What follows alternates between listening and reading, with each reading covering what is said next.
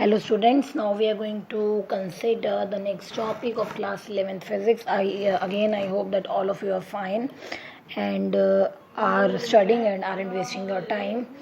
Okay, with this in our previous video we have studied what is Newton first law, second law, third law, और in our पहले वाली जो videos हैं we have studied all these topics in our preceding or previous videos.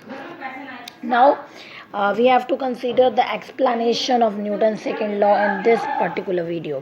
तो क्या है Newton second law, क्या कहता है, स्टेटमेंट हम लोग पहले कर चुके हैं. This law simply states that the rate of change of linear momentum is directly proportional to the external force. ये स्टेटमेंट और ये हम लोग पहले कर चुके हैं. ठीक है कि जो हमारा लीनियर मोमेंटम है वो डायरेक्टली प्रोपोर्शनल होता है या रेट ऑफ चेंज ऑफ जो लीनियर मोमेंटम है, यानी कि dp/dt जो होता है वो फोर्स के या एक्सटर्नल फोर्स जिसको हम लोग F से रिप्रेजेंट करते हैं उसके डायरेक्टली प्रोपोर्शनल होता है. Let m is the mass of body and v is the velocity of body. Then अगर हमारी जो बॉडी है उसका मास m है, यहाँ से अब हम करने के जा रहे हैं, हम एक इम्पॉर्टेंट आर्टिकल है, एक इम्पॉर्टेंट टर्म है, एक इम्पॉर्टेंट प्रूफ है, जो एक चीज़ है जो हमें प्रूफ करनी है, तो अब वो हम लोग प्रूफ करने जा रहे हैं. तो m हमारा बॉडी का मास है, v हमारी वेलोसिटी है बॉडी की, किस वेलोसिटी से, कितने वेलोसिटी से मेरी बॉडी मूव कर रही है. लीनियर मोमेंटम हमें पता है m × v होता है. ठीक है, मोमेंटम हम लोग जानते हैं कि ये प्रोडक्ट है मास और वेलोसिटी का, इसीलिए लीनियर मोमेंटम p को हम लिख सकते हैं mv. अब F क्या है, external force applied on the body. Delta P क्या है, change in linear momentum in small time delta T. अब rate of change of linear momentum क्या हो जाएगा, delta P/डेल्टा T. Rate of change of linear momentum क्या बन जाएगा हमारा, डेल्टा P/डेल्टा T.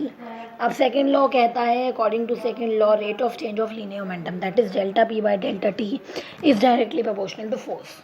ठीक है, this is given by the Newton second law that delta P/डेल्टा T force के डायरेक्टली प्रोपोर्शनल होता है, जो मैंने अभी आपको स्टेटमेंट में भी दिखाया है या हमने पहले भी किया है, प्रीवियस वीडियोस में हम कर चुके हैं कि जो हमारा rate of change of linear momentum है या हमारा मोमेंटम यानी कि P टाइम के साथ कितना चेंज होता है वो फोर्स के डायरेक्टली प्रोपोर्शनल रहती है. ये चीज़ फोर्स के डायरेक्टली प्रोपोर्शनल रहती है. तो फोर्स यहाँ हम इसको इस तरीके से लिखते हैं कि force is directly proportional to delta P/डेल्टा T और force is equal to K × delta P/डेल्टा T. ये यहाँ पे आपको लग रहा है थोड़ा मिस प्रिंटिंग की, डेल्टा को रिप्रेजेंट कर रहा है कि यहाँ पर डेल्टा प्रेजेंट है. Force is directly proportional to delta P/डेल्टा T. अब ये वाला डेल्टा हम लोगों ने लिया है अभी तक. अब इसके बाद हम जानते हैं या हमने एक जर्नल मैथ होता है बच्चों, अगर आप लोगों ने 11th अगर आपको 9th 10th का थोड़ा सा भी याद हो, कुछ एक जर्नल कॉन्सेप्ट कंसीडर किया जाता है फर्स्ट डेरिवेटिव सेकंड डेरिवेटिव का. आई होप सो कि डेरिवेटिव 9th 10th में आ जाता है. अगर नहीं भी आता, मे बी 11th 12th में आता है, तो एक ये इंपॉर्टेंट फैक्ट होता है डेरिवेटिव से रिलेटेड की जो dp/dt होता है वो limit delta T approaches to 0 delta P/डेल्टा T होता है. ठीक है, dp/dt यानी कि ये d यानी कि ये डेल्टा यानी कि ये. तो जब हम डेल्टा वाली टर्म में लिमिट ले लेते हैं ना, डेल्टा टाइम की, टाइम 0 का अप्रोच कर रहा है, तो वो dp/dt के बराबर हो जाता है. ये एक अच्छी और एक इम्पॉर्टेंट चीज़ है. ठीक है, क्या कहना चाह रही हूँ मैं यहाँ पे कि अगर हम लोग डेल्टा वाले को लिमिट T अप्रोचेस टू या डेल्टा T अप्रोचेस टू 0 जब हम लोग ले लेते हैं, तो जो डेल्टा वाली टर्म रहती है ना बच्चों, वो D में चेंज हो जाती है. यानी कि जब मैंने डेल्टा P/डेल्टा T का limit delta T approaches to 0 लिया तो वो dp/dt में चेंज हो गया. ये एक सिंपल सा रिवर्सल थ्योरम हमारी रहती है. ठीक है, डिटेल में जाने की जरूरत नहीं है क्या थ्योरम है क्या नहीं है, एक सिंपल सा रिजल्ट है. याद रखो कि लिमिट लेने से क्या हुआ कि हमारा जो अब यानी कि इस प्रूफ में, इस टर्म में फोर्स रहेगा, K रहेगा, जब डेल्टा P/डेल्टा T था, जहाँ पर डेल्टा P/डेल्टा T था बच्चों, वहाँ पर वो dp/dt बन जाएगा.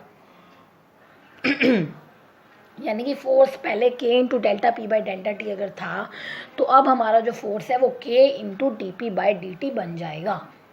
ठीक है, तो जो फाइनल आंसर यहाँ तक का हमारा है वो ये है, F = K dp/dt. अब F = K d/dt, P यानी कि mv. तो P की जगह मैंने क्या ले लिया बच्चों, यहाँ पर mv ले लिया है. P की जगह हम लोगों ने क्या ले लिया है, यहाँ पर mv ले लिया है.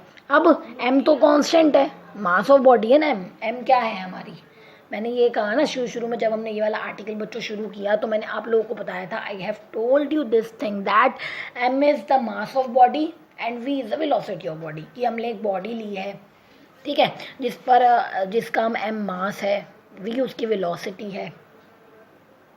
तो हमने फिर अपना एक जर्नल जो हमारा एस्पेक्ट रहता है बच्चों में, सेकंड लॉ कहता है कि force directly proportional to dp by dt रहता है। We have considered this thing in the starting of the article. जब ये इंपॉर्टेंट प्रूफ शुरू हुआ था तब हम लोगों ने ये चीज़ कंसीडर की थी कि फोर्स डायरेक्टली प्रोपोर्शनल होता है dp बाई dt के। तो उसका यूज़ करके हम लोग यहाँ पर पहुँच जाते हैं कि फोर्स जो है वो k m into dv by dt के बराबर रहता है। अब k का k, m का m और dv बाई dt यानी कि change in velocity with the change in time. और ये क्या होता है, हमारा एक्सेलेरेशन होती है। We all know this fact so far, बहुत ईजी है चीज़, हम लोग जानते हैं कि a जो होता है वो dv बाई dt के बराबर रहता है। तो फोर्स की वैल्यू यहाँ से बच्चों कितनी बन जाएगी, k m a बन जाएगी। और अगर हमने कुछ यूनिट्स इस तरीके से लिए हैं या हमने केस इस तरीके से लिया है कि k की वैल्यू 1 है, या आप सिंपल सपोज करो कि मैंने यहाँ पर k की वैल्यू 1 ले ली, तो जो इक्वेशन है f इज इक्वल टू के एम ए, एम ए बन जाएगी। k की वैल्यू 1 है अगर बच्चों, तो f इज इक्वल टू के एम ए बन जाएगा। यानी कि जो फाइनल इक्वेशन जो हम लोगों के पास आएगी वो क्या होगी, f is equal to M A. ठीक है, तो हमारे पास यहाँ से बच्चों फाइनल इक्वेशन क्या आई कि that f is nothing but equal to M A. और यही चीज़ इम्पॉर्टेंट है। क्यों है, क्योंकि हमने शुरू तो किया अपने न्यूटन सेकंड लॉ को कंसीडर का जो स्टेटमेंट था। न्यूटन सेकंड लॉ क्या कहता है, f directly proportional to dp by dt है, यही कहता है ना। तो जब मैंने ये आर्टिकल शुरू करवाया था सबसे पहले यही लिया था या नहीं लिया था, फिर हमने प्रोपोर्शनैलिटी को हटाया, प्रोपोर्शनैलिटी कांस्टेंट लिया, जो चीज़ें चेंज होती थी वो की, तो फाइनल रिजल्ट तो बच्चों हमारे पास यही है ना, f is equal to M a. यानी कि हमने न्यूटन सेकंड लॉ की स्टेटमेंट क्या कहती है, that force is directly proportional to dp by dt और force is directly proportional to change of the linear momentum. तो कहने की इंपॉर्टेंट बात ये क्या है कि हमने सेकंड लॉ की स्टेटमेंट को या सेकंड लॉ को यूज़ करके हम लोगों ने f is equal to M a जो है, ये पॉइंट है, जो स्टेटमेंट है, ये प्रूफ हम लोगों ने किया है कि f एम ए के बराबर होता है। और यहाँ से इसलिए हम ये कह सकते हैं कि जो सेकंड लॉ ऑफ जो मोशन है वो फोर्स का मेजर है। क्यों है, ये आ सकता है क्वेश्चन में, हाउ, ये पेपर में आ सकता है, how the Newton second law of motion gives the measure of force. Newton second law of motion force का मेजर कैसे है, आ सकता है। ठीक है, so this shows that the second law of motion gives the measure of force. कैसे है मैंने बता दिया, dp बाई dt वाले स्टेटमेंट को हम लोगों ने यूज़ करके, सेकंड लॉ ऑफ मोशन की स्टेटमेंट को यूज़ करके हमने फोर्स को प्रूफ कर दिया, फोर्स के फॉर्मूले को प्रूफ कर दिया। यही बात प्रूफ कर देती है कि जो हमारा सेकंड लॉ ऑफ मोशन है वो फोर्स का मेजर है। एक और सिंपल चीज़ पहले पता है कि फोर्स एक वेक्टर क्वांटिटी है। क्यों, क्योंकि एक्सेलेरेशन एक वेक्टर क्वांटिटी है और फोर्स एक्सेलेरेशन के डायरेक्टली प्रोपोर्शनल रहता है। Therefore we can state or we can simply suggest or tell you that force is a vector quantity. Okay, with this moving to the another point, what are the dimensions and the unit of force? force के dimensions क्या रहते हैं और force की units क्या रहती हैं, इसको देखते हैं, dimension and units of force। force ma के बराबर है, m यानी कि m की पावर 1। एक्सेलेरेशन की डायमेंशन क्या होती है, एल टी की पावर -2। पहले वाली जो शुरू में जो वीडियोस कराई थी उनको रेफर करो, refer to your notes which you have written in your notebook. And also one day I am going to consider one day when I am going to check your assignments and all the work which was done until in physics. और आप लोगों को वो काम दिखाना है, you are required to submit all the notes given by me to you or assignments which are given by me to you again। एक दिन मैं आप लोगों को दूंगी और आपको उस दिन दिखाना है, दैट्स वेरी इंपॉर्टेंट। और वो सबको दिखाना है, everyone need to be serious about it. Okay, so अभी कब है, कब दिखाना है वो मैं आप लोगों को बता दूंगी, जिस तरीके से बनता है बता दूंगी मैं आप लोगों को। अब फोर्स एम ए के बराबर है, एम की जगह कैपिटल एम ही आ जाएगी, उसकी जो डायमेंशन है एक्सेलेरेशन की एल टी की पावर -2, तो फोर्स की बन जाएगी m1 L1 t की पावर -2। ये हमारा क्या है, फोर्स का डायमेंशनल फॉर्मूला है। अब यूनिट ऑफ फोर्स दो तरीके का रहता है। फोर्स की यूनिट दो टर्म्स में डिस्क्राइब की जाती हैं, एक होती है एब्सोल्यूट यूनिट और एक होती है ग्रेविटेशनल यूनिट। फोर्स की जो यूनिट है वो दो फॉर्म में, दो टर्म्स में डिस्क्राइब की जाती है। First one is the absolute unit and the second one is the gravitational unit.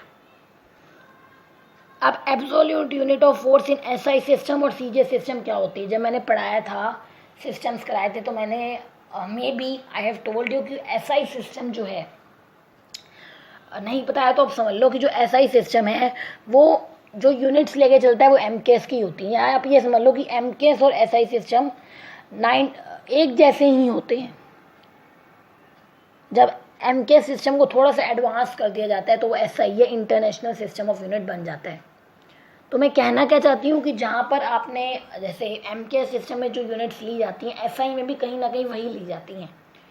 तो जो एब्सोल्यूट यूनिट ऑफ फोर्स है एसआई सिस्टम में वो न्यूटन है, और जो एब्सोल्यूट यूनिट ऑफ फोर्स है सीजीएस सिस्टम में वो डायन है।